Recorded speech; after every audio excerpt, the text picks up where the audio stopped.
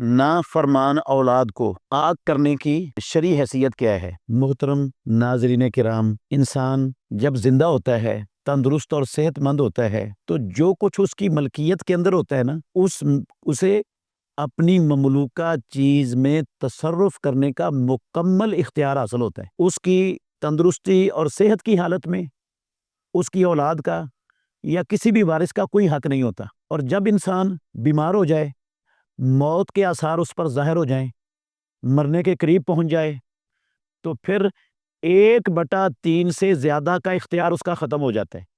صرف 1/3 کی وصیت کر سکتا ہے، اور وہ بھی وارثوں کو نہیں کر سکتا، وارثوں کے علاوہ کسی اور کو وصیت کر سکتا ہے۔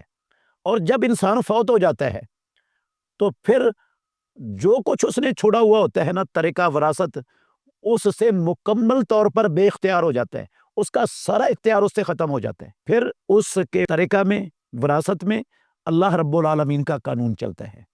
اللہ رب العالمین نے ہر وارث کا حصہ مقرر کر دیا ہوا ہے، اور اس میں کسی کو رد و بدل کرنے کا اختیار ہے ہی نہیں اسلام میں۔ اولاد کو اس کی نافرمانی کی وجہ سے، اولاد میں سے کسی فرد کو آگ کرنا، شریعت میں تو اس کی کوئی حیثیت نہیں۔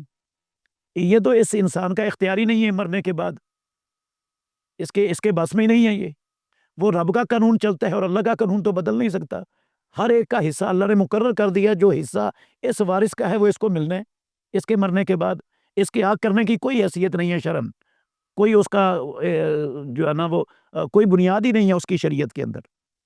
تو اگر اس کے دوسرے ورثاء اس جس کو آگ کیا گیا ہے، اس کے مورث کی وراثت میں سے اس کو نہیں دیتے، تو قیامت والے دن ان کو دینا پڑے گا، ایک ایک پائی کا حساب دینا پڑے گا، کیونکہ اللہ کی تقسیم میں تو کوئی رد و بدل نہیں کر سکتا۔ وہ اس کا حق غصب کر رہے ہیں، اور جو کسی کا حق غصب کرے اس کا حساب اللہ رب العالمین نے میدان معاشر میں قیامت میں دلوانا ہے ہر ایک کو۔ تو ایسی اولاد جو نافرمان ہو، ماں باپ پر لازم ہے کہ ان کو آگ کرنے کی بجائے انہیں نصیحت کریں، انہیں سمجھائیں، ان کی تربیت کرنے کی پوری کوشش کریں، انہیں کسی ایسے ادارے میں بھیجیں جو ان کی تربیت کر سکتا ہو، ایسے لوگوں سے ملوائیں، ایسے لوگوں سے نصیحت کروائیں جو ان کی نصیحت ان کو نصیحت کر سکتے ہیں۔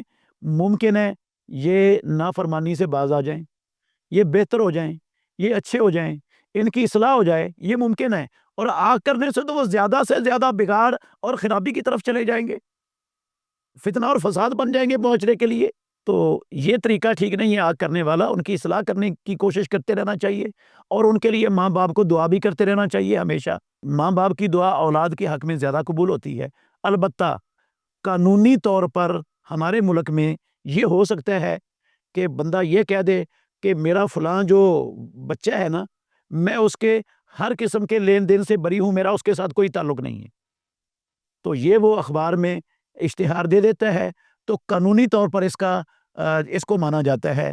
قانونی طور پر اگر اس نے کسی کا نقصان کر دیا، تو وہ جس کا نقصان ہے وہ اس کے باپ سے آ کر تقاضا نہیں کر سکتے، کیونکہ اس نے اس کو قانونی طور پر آگ کیا ہوا ہے۔ یہ وہ کہہ سکتا ہے کہ میں اس کے کسی فعل کا، کسی قول کا، کسی عمل کا میں ذمہ دار نہیں ہوں، تو اس کے ساتھ کوئی کسی قسم کا جو کرتا ہے وہ خود ذمہ دار ہے، یہ کہہ دے تو وہ قانونی طور پر اس کی حیثیت ہوتی ہے۔ شرعاً آگ کرنے کی کوئی حیثیت اسلام میں ہے ہی نہیں۔